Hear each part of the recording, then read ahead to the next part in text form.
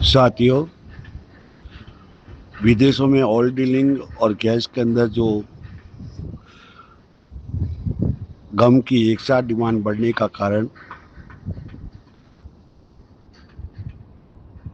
का मेन कारण ये है कि 2012-13, 11-12 के अंदर जब गम 1035 रुपये गम बिका और भारत के अंदर गम की उस समय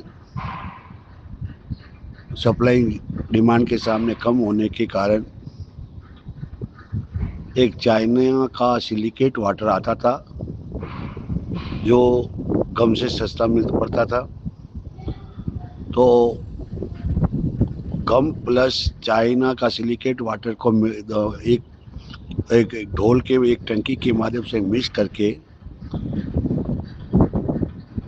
उसका वो एक लिक्विड बनाया जाता था। यूँ समझो कि एक खारे पानी का टैंकर और एक मीठे पानी का टैंकर को दोनों को मिलाकर उस खारे पानी को कम खारा किया जाना। इस कारण से वैसे प्लांट लगे हुए थे।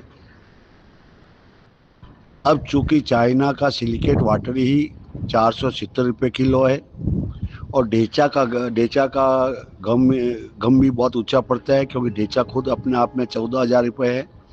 जो जिस एरिया में बिजली गवार की होती थी, जयपुर पट्टी से लगाकर अलवर, भरतपुर, डूंगरगढ़, बांसवाड़ा, आगरा, मथुरा, ये हरियाणा बॉर्डर का लगता है एरिया, जो जहाँ पर वह पानी क्या क्या बोले वो ज़मीन से बाहर निकलता रहता है, जो चक्री दादरी वगैरह इस एरिया में, वहाँ गवार की जगह अब ढेचा की बिजाई होने लगी है। और ढेचा का जो अभी 12 से 14,000 रुपये बिक रहा है वो फर्टिलाइजर कंपनियाँ ले रही हैं। तो इसलिए सब्स्टिट्यूट आइटम सब महंगे होने से उन लोगों ने वापस अपने पिछले 2 सालों से प्लान को चेंज किया और वापस ओरिजिनल गम बेस के ऊपर वापस उस प्लान को रिकन्स्ट्रक्शन कराया। जो पहले से ही 2012-13 के पहले ओरिजिनल गम पर आधारित थे, उसी को वापस रीएम्बर्समेंट कर रिकन्स्ट्रक्शन करके रीप्लांट करके उसको लगाया गया। तो उसको लगाने के बाद के अंदर वो जो 50% सब्स्टिट्यूट आइटम का मिक्स होकर ग्वार गम की डिमांड को पूर्ति करता था, अब वो डिमांड की पूर्ति नहीं कर सकने के कारण और भारतीय गम नीचा अन्य आइटम सिलिकेट वाटर और डेचा से वगैरह से सस्ता पड़ने से इसकी डिमांड में एकदम हर महीने में जो 22 से 27,000 टन जाने वाला आज कम से कम 40 से लगाकर 45,000 टन हर महीने जा रहा है। इसका मेन कारण ये है। समझने की ये बात है। अभी ये बात मुझे पहले मालूम थी, लेकिन लोगों को कहते तो अभी हाशिया पर तो बन जाते हैं, लेकिन हकीकत यही है कि अब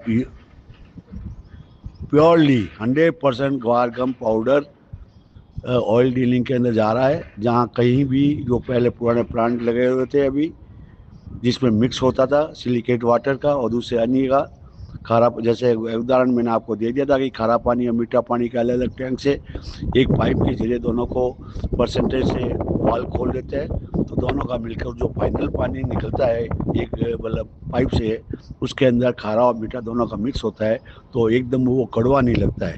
वैसे ही इसी तरह से वो guar gum original gum powder plus artificial silicate waters और अन्य कोई केमिकल को मिलाकर वो एक मिश्रण तैयार होता था और वो ऑयल डीलिंग में काम आता था। उसकी जगह वापस पुनः ओरिजिनल जो 2011-12 से पहले ओरिजिनल जो ग्वार गम के प्लांट थे वो अब वापस उसी सिचुएशन पर आ चुके हैं। और वो सिचुएशन पर आने पर आप समझो कि डिमांड हर महीने 50,000 टन से ऊपर जाने की संभावना बनी हुई है। और ऐसा सुना है कि इस मई के अंदर भी करीब 44-45,000 टन गम गया है और जून के अंदर भी इतने ही जाने की उम्मीद है। इसलिए धरातल के ऊपर ग्वार गम बहुत कम है, कागजों में ज़्यादा है। हर आदमी अपने यहाँ आड़तियों का ग्वार गम रख दिया और ब्याज खा रहे हैं, क्योंकि पिछले 5 साल इन्होंने बगैर माल के बदले खाए हुए हैं, इसलिए उनको अभी आंखें खुली नहीं है।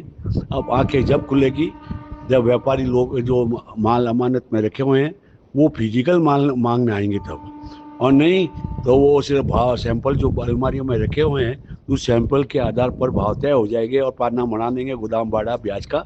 इस तरह से फिजिकल माल बहुत शॉर्ट है ही नहीं इतना ज़्यादा जितना हो हल्ला मचाया जा रहा है। और हल्ला मचाने में सबसे बड़ा ये बरसात के मेंढक शॉर्ट सेलर और वो लोग जो अमानत के रूप में लोगों का गवार कम ब्याज पर गोदामों में रखा था और वो अंदर ही अंदर बेच चुके थे पिछले दरवाजे से, वही दोनों लोग जो हल्ला ज़्यादा मचाते हैं और बरसात का फसल का आइडिया का वगैरह का वो लोग ही सबसे ज़्यादा हल्ला मचाते हैं, क्योंकि अपनी करनी उनको पता है कि हमने क्या काम किया है। समझे ना।